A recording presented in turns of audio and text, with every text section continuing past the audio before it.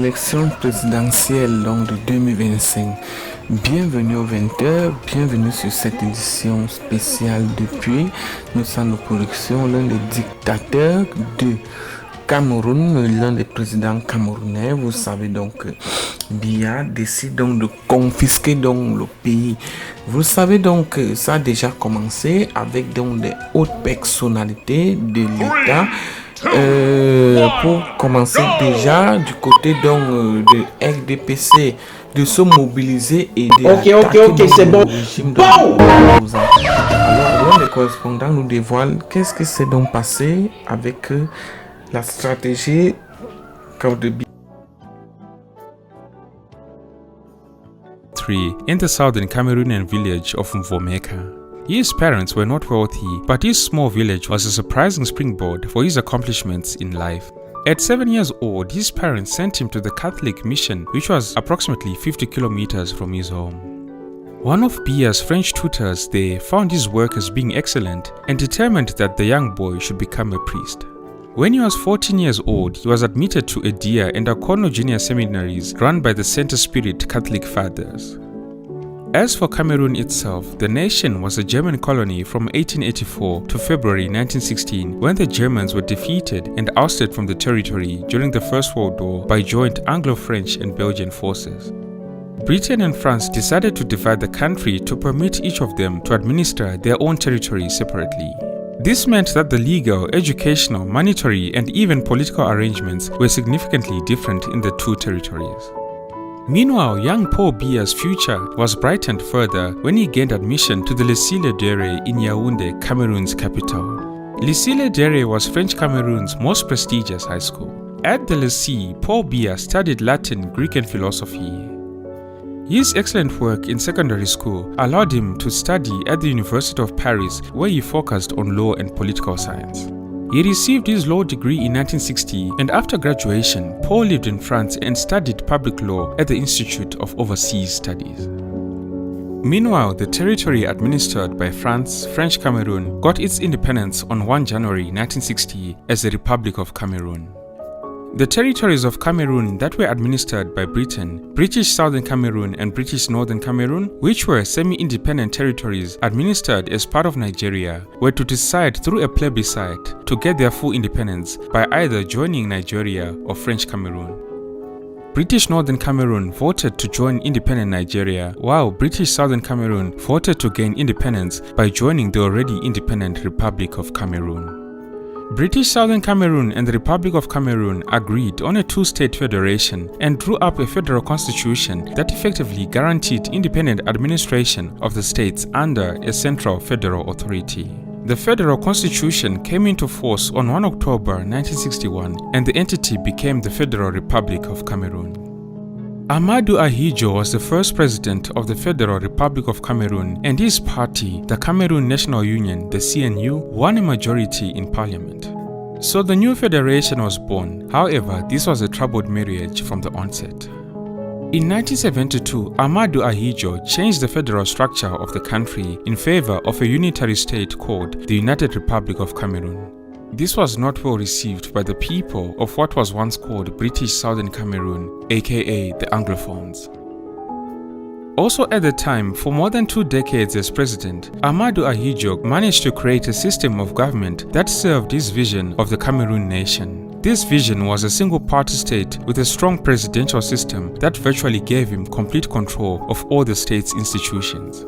President Ahmadou Ahidjo also built an extensive network of loyalists through a complex patronage system that gave him complete control over the appointment of top administrative and party officials. Consequently, all of them owed their allegiance to him. This was the nation to which Paul Biya returned in 1962 to begin his quiet ascension to the upper echelons of power. When Paul Biya returned to Cameroon, he got a job in the government and was put in charge of the Department of Foreign Development Aid. That position reported directly to President Ahidjo and also gave the young Paul Biya experience in financial management on an international scale. Paul Biya's relationship with the president was a fascinating one and one that would define his future. Over time, President Ahmadou Ahidjo became Paul Biya's political mentor and the two became very close. Their backgrounds and even their personalities were very different, however. President Ahidjo had worked as a telephone operator before becoming president, and he had only an elementary school education. Although Paul Biya came from humble beginnings, he was highly educated and enjoyed classical music and tennis.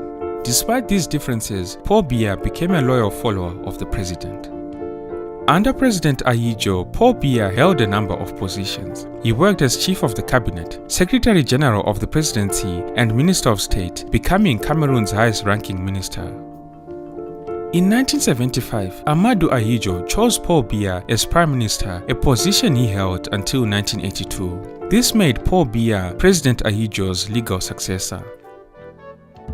Now, November 6, 1982 is a very significant day in the history of Cameroon, and the events surrounding that day are still debated by historians. On that very day, President Ahidjo, citing health concerns, resigned as president. As was required by the constitution, he handed over the presidency to Paul Biya. The action stunned the nation. Paul Biya was largely unknown to the populace, and he was untried as a head of state. However, Amadou Ahidjo's resignation and his retention of the chairmanship of the CNU party made it clear to the public that he intended to rest physically while continuing to rule behind the scenes, with Paul Biya as his rubber stamp in charge of the day-to-day affairs of government. Amadou Ahidjo, like many, believed the party head position to be superior to that of president. Since the presidency had become his personal estate, Amadou Ahidjo was under the impression that he could return to office after his medical treatment, and his choice of Paul Biya was informed by his belief that Paul Biya was the least ambitious and most docile of his collaborators. He also believed that Paul Biya could be easily controlled even from the hospital bed. As it turned out, both Ahidjo and the people underestimated the quiet and humble Paul Biya. Paul Biya methodically began to assert himself, stamping his image on the nation's life and institutions. He reshuffled the old cabinet in June of 1983, and this action left the former President Ahidjo angered and frustrated because he had not been consulted. In August of 1983, a coup attempt against Paul Biya was seen as an effort by Ahidjo to regain power and influence. This failed coup d'etat resulted in Ahidjo's forced resignation from the party chairmanship and his exile to France. A month after the coup attempt, Paul Biya convened an emergency party congress in Yaoundé and was elected party chairman. Paul Biya then called for a presidential election in January of 1984, 1 year ahead of schedule. He emerged from that election as president of the republic, leaving behind the stigma of being called Ahidjo's president. But more drama was to ensue in the early days of Paul Biya's presidency. In early 1984, Paul Biya announced that he would soon rotate the Republican Guard in charge of presidential security. The Republican Guard was a paramilitary body that Amadou Ahidjo had created to protect himself, and one that was apparently better trained and equipped than the country's armed forces. Most members of the Palace Republican Guard came from Ahidjo's stronghold in the north. Amazingly, after the decree by Paul Biya, the Guard did not voice dissatisfaction with the impending reshuffle. However, a deadly coup occurred in April of 1984 when members of this presidential guard tried to capture the presidential palace.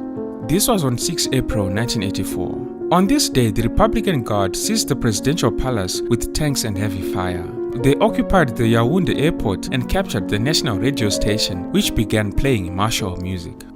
The rebels immediately sealed off the army unit responsible for the defense of the capital. However, the rebel leaders misjudged the situation. First, by a trick of radio managers, their broadcast was heard only in Yaoundé and not in the provinces of the country. Secondly, as he was hiding in the palace bunker, President Paul Biya was able to communicate with the armed forces. And so the Yaoundé unit, or those around it, decided to fight for the president rather than join the rebellion. On April 7, after fierce fighting in the capital, the Armed Forces Minister declared the rebels defeated and asked them to surrender. The Republican Guard, however, continued to fight until April 9, when they were completely obliterated. The attempted coup of 1984 was one of the bloodiest yet seen in Africa, causing the death of more than 1,000 people, mostly civilians who were caught in the crossfire. Fortunately for the president, the attempted coup d'etat displeased the overwhelming majority of the Cameroonian people. Cameroonians were full of praise for the country's armed forces. The president's popularity began to soar. Interviewed from exile during the attempted coup, Amadou Ahidjo denied any involvement in the coup d'etat. Nonetheless, the military tribunal implicated him in the plot and sentenced him to death in absentia. But this coup attempt left a psychological mark on Paul Biya. Thereafter, unscripted public appearances became a rarity, and when Paul Biya's motorcade passed through the streets of the capital, crowds were kept at a distance. Now fully in charge of the nation, Paul Biya moved quickly to revitalize the country's institutions, imposing his image on national life and institutionalize what became known as his New Deal concept for Cameroon. The guidelines of this New Deal policy were political liberalization, rigor and moralization, as well as national integration. This New Deal was intended to bring about a Cameroon that was characterized by a larger degree of individual liberty and freer exchange of ideas, judicious and stringent management of public affairs, transparency and public accountability by government officials, as well as total absence of ethno-regional favoritism. President Paul Biya was seen as a breath of fresh air, and he stepped in saying the right things to different groups. He visited the nation's Anglophone regions, spoke in English, and even referred to Bamenda, a major city in the northwest region, as his second home. It was a marked difference from his predecessor, whose policies severely undermined English as a major part of the nation's bilingualism. And indeed, there was some measure of success during the early part of his rule. As I alluded to, during Ahidjo's administration, a virtual police state had existed in Cameroon, which severely limited political activities, including free speech and opinions, especially if they ran contrary to government policies.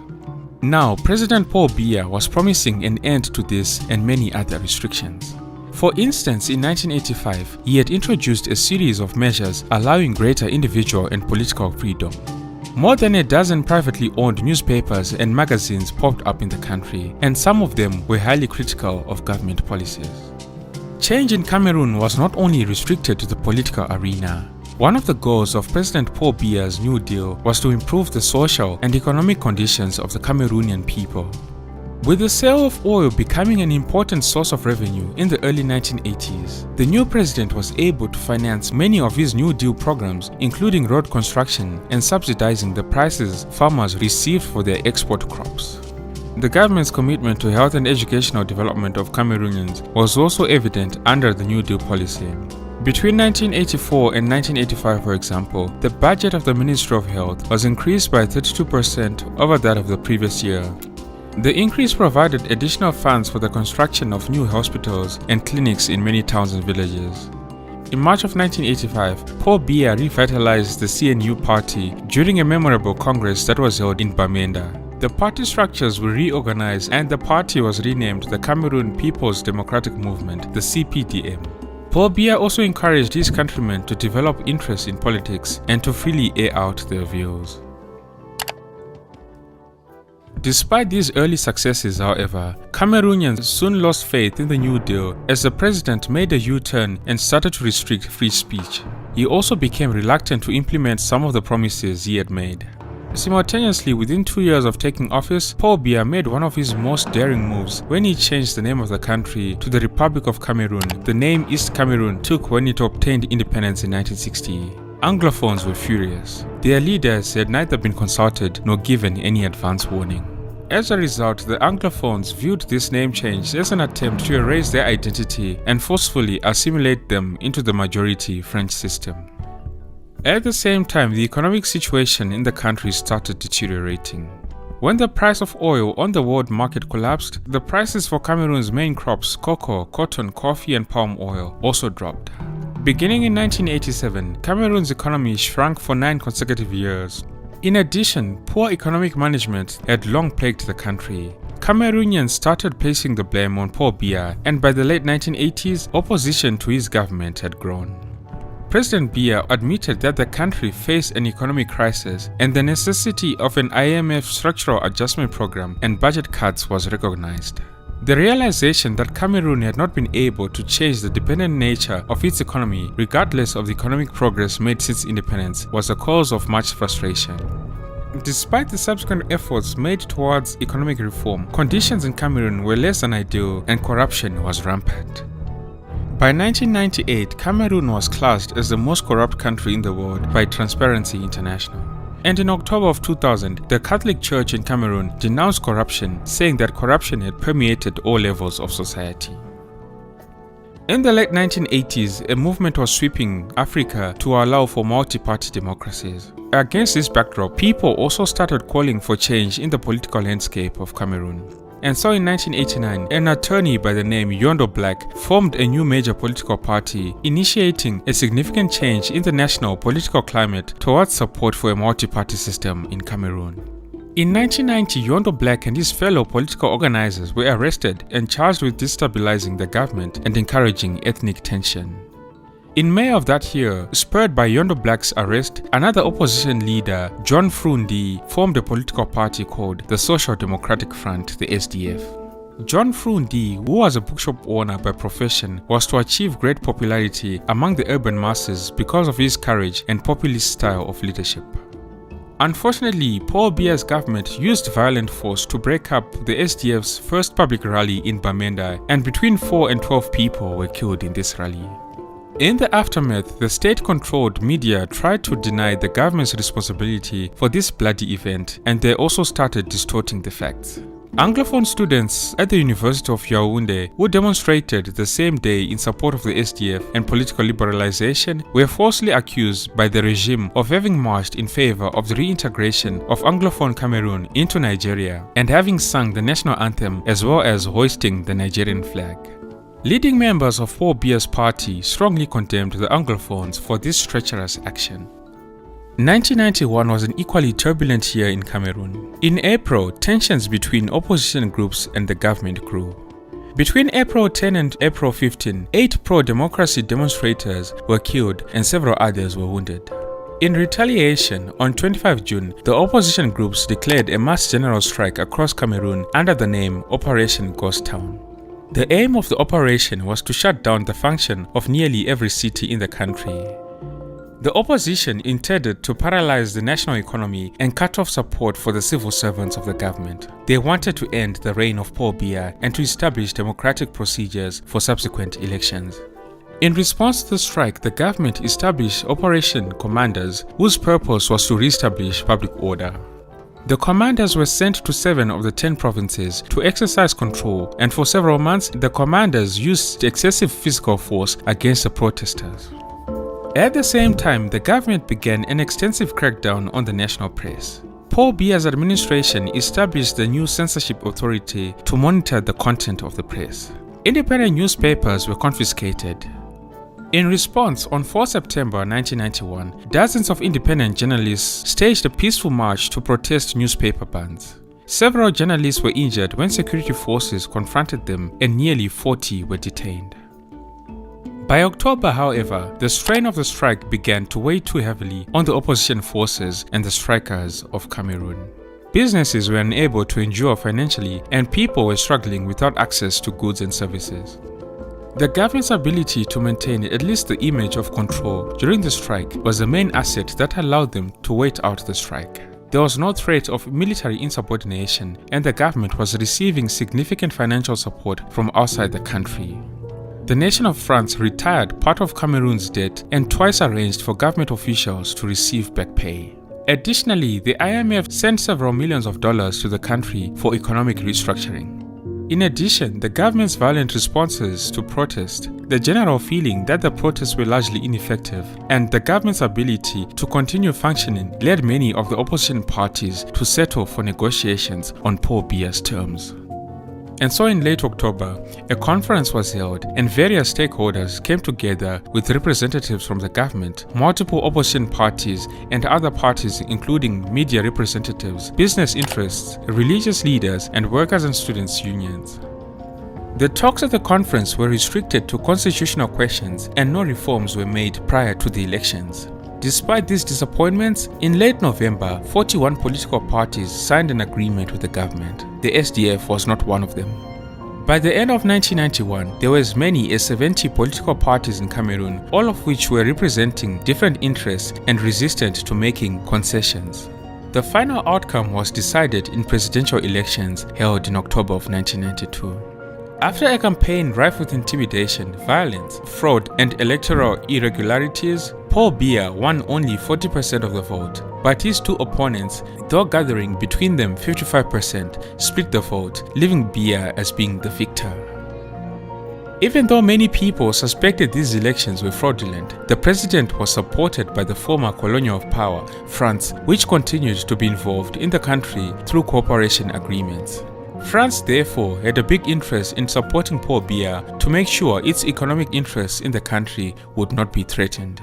Eventually, the free resources that stemmed from foreign aid gave Paul Biya the means necessary to ensure his position in office in this time of great political and economic upheaval. Despite the myriad of challenges facing him, Paul Biya managed to hold on to power using underhand maneuvers. His rule was extended with victories in the multi-party elections held in 1997 and 2004. The presidential term had also been extended, first to 5 and then later to 7 years. These elections were marred by irregularities, although the 2004 election experienced fewer problems than the others and was generally viewed as free and fair. In 2007, Paul Biya announced his plan to revise the constitution, where the biggest change was eliminating the limit of 2 presidential mandates. In February of 2008, a popular revolt erupted against this plan. The level of repression was brutal. Hundreds of protesters were killed and thousands were arrested. However, in April of that year, the National Assembly passed a controversial constitutional amendment abolishing presidential term limits, thereby providing Paul Biya with the option to run again in the future, in which he did in the year 2011.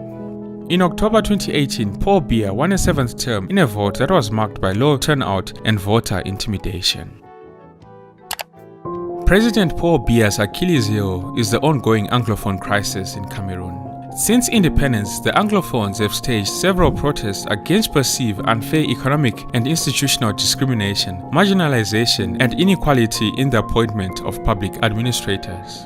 This has often caused a periodic outburst of violence, especially when government forces attempt to repress protesters. For instance, in October 2016, lawyers went on strike in an effort to force the government to stop appointing francophone magistrates who spoke no English and had no training in common law to preside over courts in the Anglophone regions.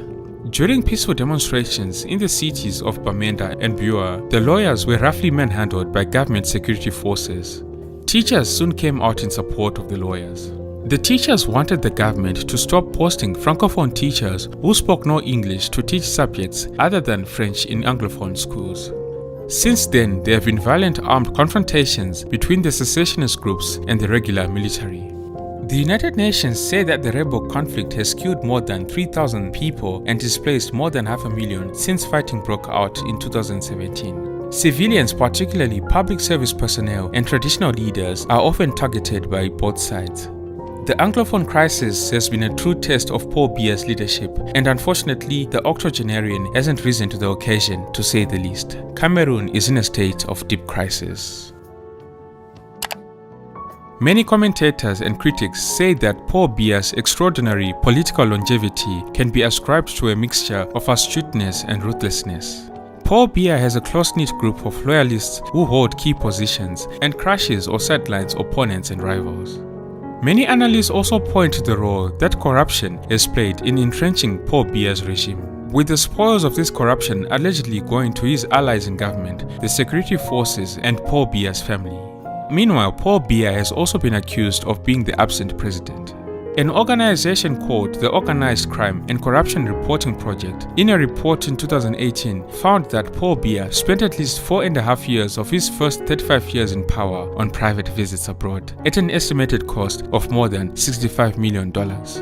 In some years, Paul Biya spent about a third of the year out of his home country. The vast majority of these trips are to Geneva, Switzerland, where Paul Biya frequents the 5-star Intercontinental Hotel, accompanied by his wife and a cabal of up to 50 people, often with government jobs. This is while, according to the United Nations, over 55% of Cameroonians live in poverty, which affects several aspects of their life, from health to education, living conditions, and work, among others. Oui, si vous avez On un Sunday, candidat 6 qui est beau, November comme 2022, vous, President comme Paul Biya Kabali, marked comme 40 years Kodia, in power, ça passe. but Mais any si talk vous of êtes who might laid succeed sur le Paul plan du Biya marketing, would turn 90 in C'est pas que les February exemples de 2023 beau, is les strictly exemples de lait aussi. tout ça fait partie de ce qu'on appelle le marketing politique. Parce que si vous avez une coiffure qui peut repousser les gens, le meilleur exemple qu'on prend souvent, c'est qu'au Cameroun, on sait que la majorité de ceux qui sont électeurs sont de la partie septentrionale et plusieurs candidats choisissent d'être en gandoura sur le bulletin de vote. Alors, pour ne pas les comparaisons entre le Cameroun, et vous savez, n'oublions pas que le Gabon, il y a, après le père Bongo, il y a eu Bongo fils, qui a pris le pouvoir. Il y a d'abord eu sa grande sœur qui a géré la transition, il y a eu Bongo fils, et aujourd'hui, on a eu le CTRI, et aujourd'hui, on a Brice Clotaire Oligui Nguema. Les mentalités sont différentes, et le Gabon, c'est 2,5 millions d'habitants. 2,5 millions d'habitants. Quand on fait les comparaisons, attention, Libreville seul, c'est 30% de l'électorat gabonais. Donc si tu gagnes à Libreville, tu as pris une avance considérable. Or, au Cameroun, il y a combien d'électeurs? On parle de 7 millions de personnes déjà inscrites sur la liste électorale. La région du centre seul, selon Wikipédia, compte 5 millions d'habitants. Donc rien que le centre, c'est 2 fois la population du Gabon. La région du centre. Donc les réalités sont différentes, les choses sont différentes. Mais pour revenir, passez-moi le livre. Et le Nigeria, c'est 6 fois la population du Cameroun. Oui. Allez-y, Georges, allez-y. Chacun a ses variables de comparaison. Voilà. Moi, la variable, je peux prendre la participation citoyenne. Pour moi, je pense que le Gabon parle au Cameroun. Vous avez parlé de 70% de taux de participation, c'est exceptionnel. Alors, appliqué au Cameroun, il y a eu environ 7 millions d'inscrits la dernière fois, et à peine 3 millions, on a un taux de participation assez bas, un taux d'abstention record une fois de plus. Donc, le Gabon peut permettre donc de booster la participation citoyenne au Cameroun. L'autre élément dont on parle peut-être, Ernest, là je parle sous son contrôle, c'est que les gens ont le sentiment que les manœuvres de l'élection, c'est le jour de l'élection. Voilà. Vous avez bien vu que à travers la loi fondamentale, la Constitution, il y a un candidat qui a été mis hors jeu. Il y a un candidat, c'est-à-dire le candidat Albert Ondo. Oui, tout à Albert fait. Ondo, qui a gagné l'élection précédente. D'ailleurs, je m'étais toujours posé la question que, alors, s'il voulait vraiment restaurer les institutions, voilà quelqu'un qui a gagné l'élection, pourquoi ne pas permettre que l'accompagner simplement? Donc, le candidat en question, je me suis renseigné, et quelqu'un m'a dit là-bas qu'en réalité, il ne représentait rien sur le plan politique. Juste que l'opposition gabonaise s'est réunie et ils se sont dit, on en a marre d'aller en rang dispersé. On va choisir quelqu'un qui est neutre, qui va porter notre voix, et c'est comme ça qu'il a été choisi. Et c'est pour ça qu'il a gagné, entre parenthèses, l'élection présidentielle. Pourquoi ne pas le laisser compétir? Vous savez bien que la loi électorale a limité l'âge, a fixé un plancher et un plafond. Voilà. La loi de 70 ans l'a limité hors jeu du coup. C'est pour ça que ceux qui pensent que ils vont simplement venir la veille de l'élection et commencer le travail, se trompent. Il y a un travail préalable. Et c'est là où le Gabon nous parle. Je vais prendre un exemple qui peut gêner, c'est-à-dire le boycott. C'est ça. Le boycott, par exemple, est toujours contre-productif. Parce que lorsque vous êtes dans des instances de débat et de délibération, vous pouvez pousser certains agendas. Vous pouvez pousser ces agendas. Mais dès que vous vous éjectez de ces espaces-là, et que vous attendez rien qu'influencer, rien qu'aller à la présidentielle, alors que la présidentielle, c'est-à-dire la victoire est un construit, généralement sur le long terme, surtout pour des pouvoirs qui ont duré. C'est ça. Des pouvoirs qui ont duré. C'est vrai.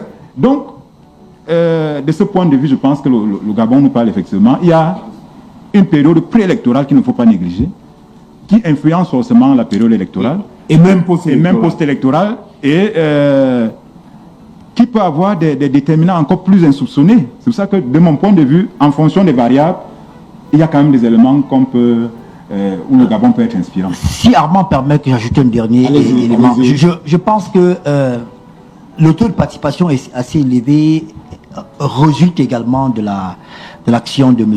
Brice Clotaire Oligui Nguema, parce que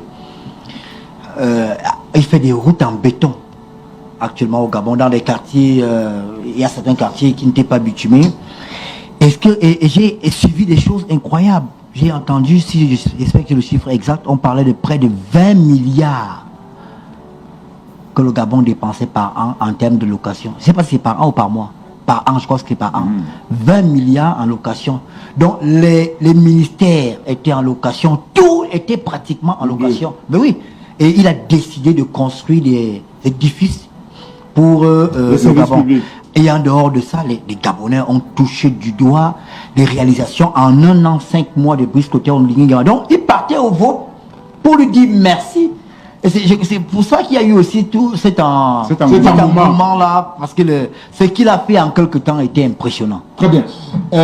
Ernest Obama nous rappelle parfaitement les éléments. On est toujours dans les 25 questions. Hein. Les éléments qui ont amené, qui ont suscité l'engouement, qui ont concouru au choix, c'est-à-dire un bilan en très peu de temps élogieux.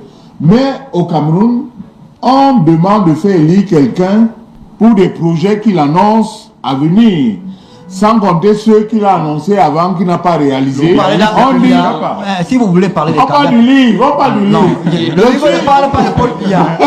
Est-ce que j'ai dit Paul Biya tout à l'heure? Ouais, Seigneur Dieu. Si vous voulez poser une question sur les élections, parlez des candidats qui ont été minés qui n'ont pas pu entrer au comité central de l'ADPC, qui ont démissionné. Ouais, Seigneur. Parlez des collabos. Parlez de tout le monde. Ne parlez pas seulement d'un candidat qui est Alors, je parle donc de ces éléments factuels qui parlent. C'est des éléments, c'est des chiffres.